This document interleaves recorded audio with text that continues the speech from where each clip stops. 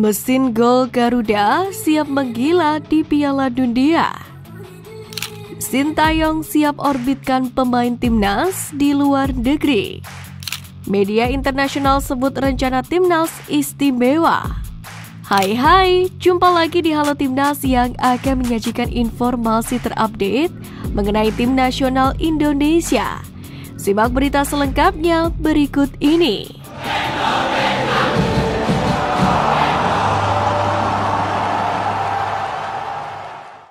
Pelatih Kepala Timnas Indonesia U17 Bima Sakti mengatakan pihaknya akan merampingkan jumlah pemain untuk skuad akhir tim Garuda Asia yang mana akan segera bermain di Piala Dunia U17 2023. Dari 26 pemain saat ini akan dipangkas menjadi 21 pemain. Menurut ex-gelandang Timnas Indonesia itu, nama-nama pemain yang terpilih dalam skuad akhir skuad Garuda Asia untuk Piala Dunia akan segera diumumkan oleh PSSI secara langsung. Namun demikian, ia mengatakan ada 2 pemain diaspora yang sudah dipastikan ikut tergabung dalam skuad akhir Timnas U17, yakni untuk berlaga di Piala Dunia yang akan digelar pada 10 November hingga 2 Desember. Arkan Kakak dan Nabil Ashura mulai menggila bersama tim nasional Indonesia U17. Hal ini terlihat dalam laga uji coba tertutup di SUGBK pada hari Minggu kemarin, di mana 4 gol yang dilesakan Garuda berasal dari penampilan apik Arkan dan Nabil yang sama-sama mencetak brace. Penampilan apik Arkan dan Nabil pun lantas dianggap luar biasa dan layak menjadi mesin gol tanah air di Piala Dunia nanti.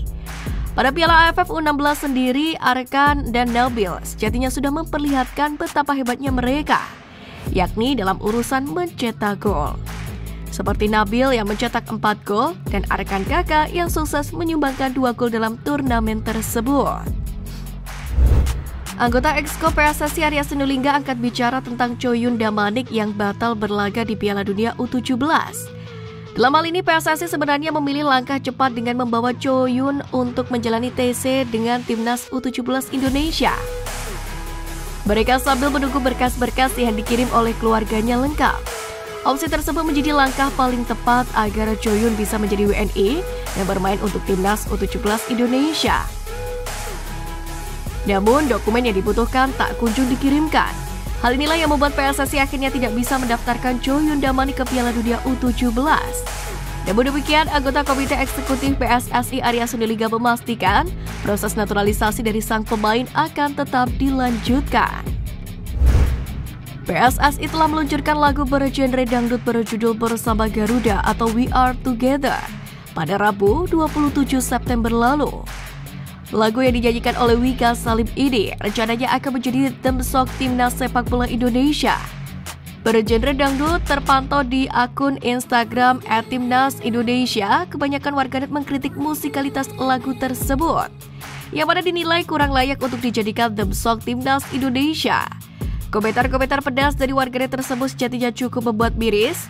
Pasalnya pihak PSSI justru ingin lagu ini membuat dangdut mendunia seperti lagu meraih bintang di Asian Games 2018 lalu. Media Vietnam The Town 24/7 memprediksi bahwasanya masa depan Sintayong masih belum jelas di Indonesia.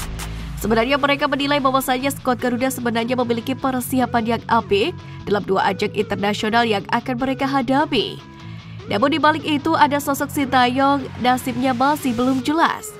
Masih dari sumber yang sama, mereka mengakui bahwa Sintayong sudah bekerja keras sejauh ini. Namun misi untuk membawa sepak bola Indonesia ke level lebih tinggi masih saja dianggap gagal. Hal tersebut dilihat dari gelar yang dipersembahkan untuk Indonesia. Di kancah sepak bola Asia Tenggara, mereka menyoroti bahwa pelatih berusia 53 tahun ini belum bisa menjadi juara. Selain itu, Sintayong juga dianggap masih belum bisa mengalahkan rivalnya yakni Park Hang-seo. Persiapan Timnas Indonesia sendiri untuk 2 laga kualifikasi Piala Dunia 2026 zona Asia terhitung sangat sedikit. Hal ini membuat seluruh tim di belakang skuad Garuda putar otak. Dalam hal ini, Ketua BTN Sumarji mengaku bahwa Timnas Indonesia tidak akan melakoni pemusatan latihan di dalam negeri. Seluruh pemain akan langsung berkumpul di Irak yang akan bertolak ke sana pada 13 November ini. Selain masalah mepetnya waktu, badai cedera yang melanda timnas Indonesia juga sedikit banyak menjadi kendala. Namun demikian, Sumarji mengaku sudah memiliki opsi pengganti jika 5 pemain tersebut belum sembuh tepat pada waktunya. Di Piala Asia 2023, timnas Indonesia tergabung melawan tim berat yaitu Jepang, Irak, serta Vietnam. Skuad Garuda mengincar target untuk lolos ke babak penyisihan. Sintayong pun melakukan persiapan matang jelang Piala Asia 2023. Juru taktik asal Korea Selatan tersebut bakal menggelar TC di Turki dan menjalani beberapa laga uji coba. Menariknya, Iran menjadi salah satu tim yang dikabarkan bakal melawan timnas Indonesia dalam laga uji coba sebelum Piala Asia ini. Bertanding melawan Iran akan menguji mental dan kualitas pemain tim merah putih.